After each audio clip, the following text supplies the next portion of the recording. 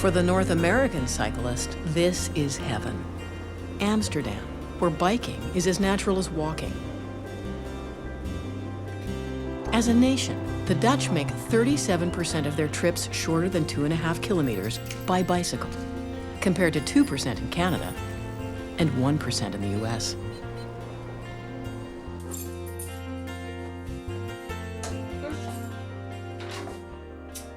Monique Roosink and her 17-year-old son, Christian, each have to travel about 5 kilometers this morning. Christian to high school, and Monique to a house call as a postnatal care worker. There is no family car. They've never owned one. I save a lot of money and a lot of hassle of waiting in a traffic jam every day. Monique's husband, Enno Roosink, a school administrator, whistles along to work on his fold-up bike. The Dutch are not that much into status. So we're no Italians or no Americans loving their Cadillacs. So it's actually kind of cool to use your bicycle to get into the office. The Dutch use a carrot and stick to cut down on cars in the city. Bikeways for cyclists, huge taxes and parking fees for drivers. How much it costs owning a car? At least 1/3 of my yearly income. There are 400 kilometers of separated bikeways in Amsterdam that protect cyclists by giving them a roadway of their own.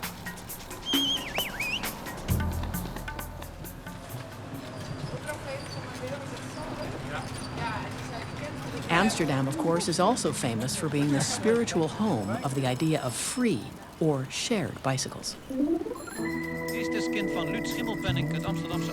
It goes back to 1965, when Louis Schimmelpenninck and his friends were out to fight the growing materialism they saw around them. The 60s was revolution against the enslaved consumer, was our sign. We say, okay, we have too much. We have to stop to consuming, and the other things are important. That was the drive behind it. Louis was a leader of the Dutch Provo youth movement, idealistic radicals who looked for imaginative ways to provoke the establishment. And so they dreamed up the white bike. This area we have painted the first bike white, used by everybody. Not a lot of them, only to demonstrate the idea, maybe 10 bikes or something. Free bikes for everybody. Even John and Yoko urging the world to give white bikes a chance didn't stop the Amsterdam police from rounding them all up, because they wouldn't allow unlocked property to be left out on the street. Undeterred, Louis had an even bigger plan. Once elected to city council, he pushed it to provide 10,000 public bikes. But his conservative opponents voted him down. Although the white bike didn't succeed in Amsterdam, it inspired other cities. Yellow bikes in Milan, red bikes in Barcelona, silver and yellow in Brussels, red and green in Taipei. There's now some form of public bike in 100 cities worldwide, but none of them comes close to the scale of Louis Schimmelpenninck's vision of 10,000 bicycles. Until now, in another European city, renowned for its revolutions.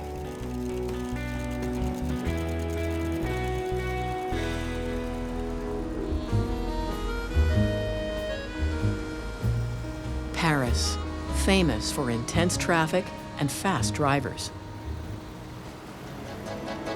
But with out-of-control traffic jams, smog, and the deteriorating quality of street life, something had to be done.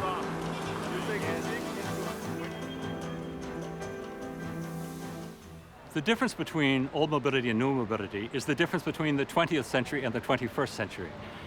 The 20th century was one that was based on the concept of proprietorship. And so your car, which you own, is a manifestation of your economic and social status. We can't play that game anymore with soon going on 7 billion people on this planet, and if we multiply, and we will soon have 1 billion motor vehicles, and imagine if they were all Hummers. You know, that would be something that is clearly unsustainable. So we need to move away from the concept of proprietorship to a concept of use. If the goal was to cut down on car use, Paris decided, why not supply the bikes? 2 years ago, Paris introduced Vélib, its gift to 21st century bike culture. So here we have a standard issue Vélib. It's my unique bicycle. There are only 20,000 others like them. The name comes from the French for bicycle, vélo, and libre, for free. For $45 a year, users buy an electronic smart card. At a Vélib station, they simply choose a bike, pass the card over the computerized sensor, and go. From then on, it's free, so long as they return it to another station within half an hour. After that, a rental fee kicks in, so people use different Vélibs for short trips throughout their day. The 20,000 bikes circulate between 1,500 stations, which are only about 300 meters apart.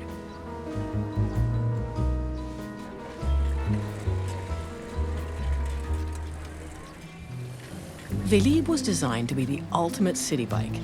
Integrated bell, carry-all basket, lights, fenders, all wrapped up in a chic package.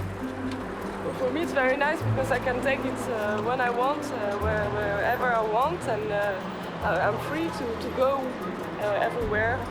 It's for me very important to take care of my planet. You can stay in a place, walk around, and after take another Vélib in another stations. It's the liberty of the system.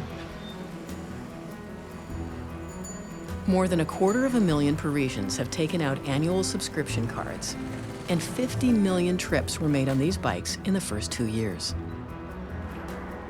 Getting people out of their cars is cutting CO2 emissions by an estimated 9,000 tons a year.